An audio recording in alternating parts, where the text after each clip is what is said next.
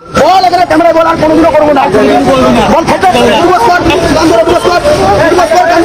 কি পরিস্থিতি গো মাতার, আমরা এটা সহ্য করবো না।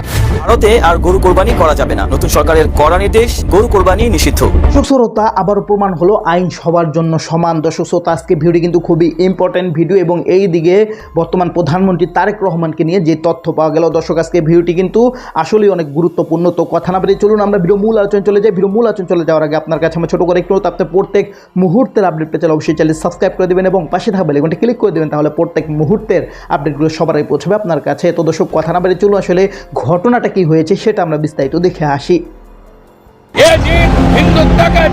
কি পরিস্থিতি গো মাতার, আমরা এটা সহ্য করবো না। দর্শক, পশ্চিমবঙ্গের মসনদে ক্ষমতার পালা বদলের পর থেকে যেন এক হিমশীতল আতঙ্কের চাদরে ঢেকে গেছে পুরো রাজ্য।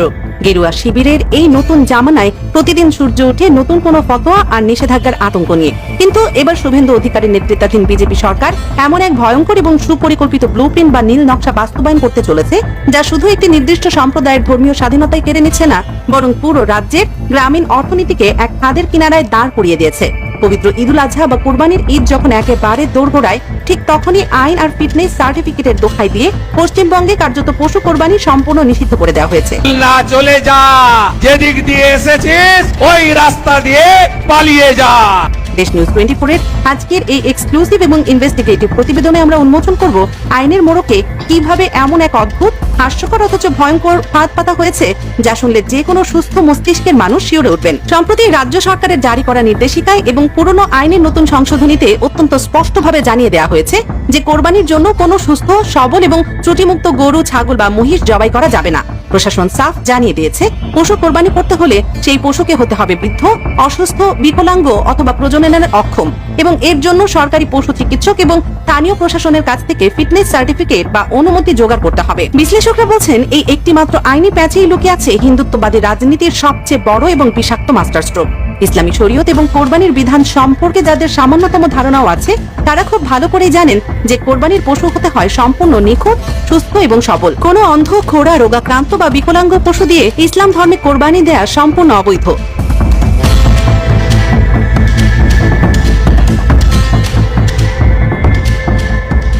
শুভেন্দু অধিকারীর সরকার ঠিক এই জায়গাতেই চরম আঘাত হেনেছে।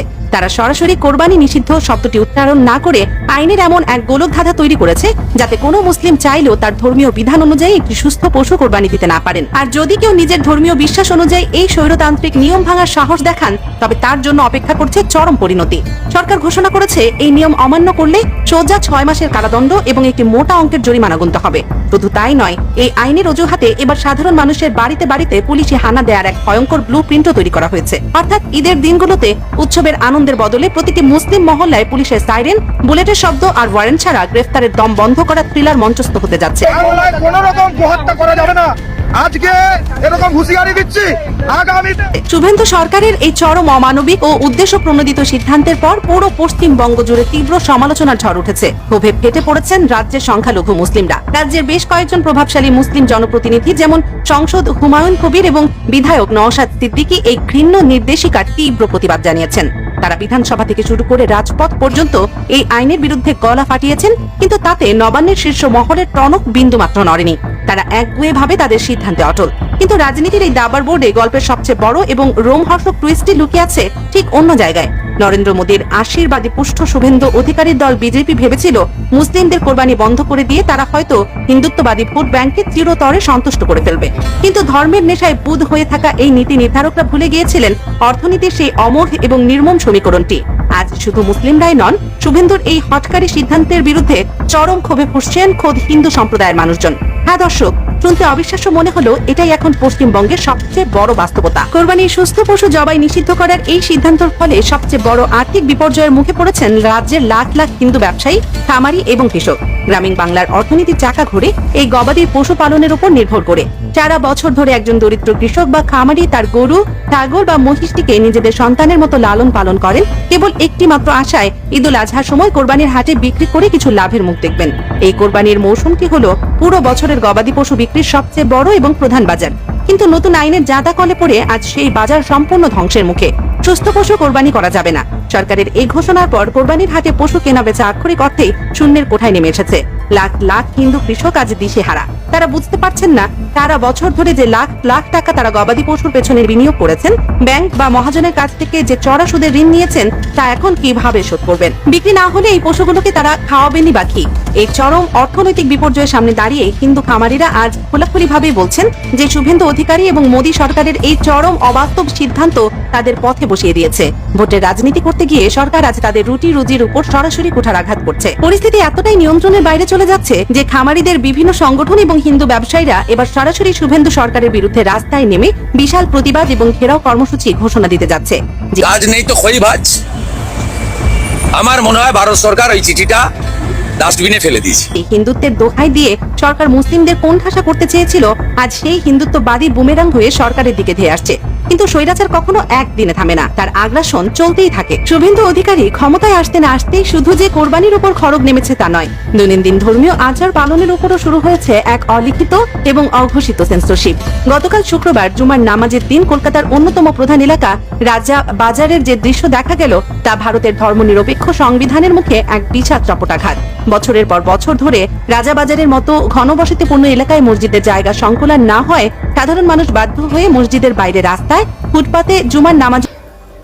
তো দর্শক, আপনার ভিডিও দেখলেন, ভিডিও দেখে যদি আপনার কোনো মন্তব্য থাকে তাহলে অবশ্যই কমেন্ট বক্সে আপনার মূল্যবান মন্তব্য জানিয়ে দিবেন। দর্শক, এখন আমরা পরবর্তী আরেকটি ভিডিও দেখবো যেটাতে আমরা আরও কিছু তথ্য আমরা জানতে পারবো। দর্শক, চলুন আমরা সেই ভিডিও বিস্তারিত দেখে আসি। ভারতে আর গরু কোরবানি করা যাবে না, নতুন সরকারের কড়া নির্দেশ, গরু কোরবানি নিষিদ্ধ। সামাজিক যোগাযোগ মাধ্যম এবং লোকমুখে এ নিয়ে চলছে ব্যাপক আলোচনা সমালোচনা। অনেকেই বলছেন গোটা ভারতে নাকি গরু কোরবানি পুরোপুরি বন্ধ করে দিয়েছে নতুন সরকার, কিন্তু আসলেই কি তাই, নাকি বাস্তবতা বলছে অন্য কিছু? আর কেনই বা ছড়িয়ে পড়েছে এই বিভ্রান্তি? ভারতে গরু জবাই ও কোরবানি নিয়ে বিতর্ক নতুন নয়। বহু বছর ধরে দেশটির বিভিন্ন রাজ্যে রয়েছে ভিন্ন ভিন্ন আইন, আর সেই আইন ঘিরেই আবারও সামাজিক যোগাযোগ মাধ্যমে ছড়িয়েছে নতুন বিভ্রান্তি।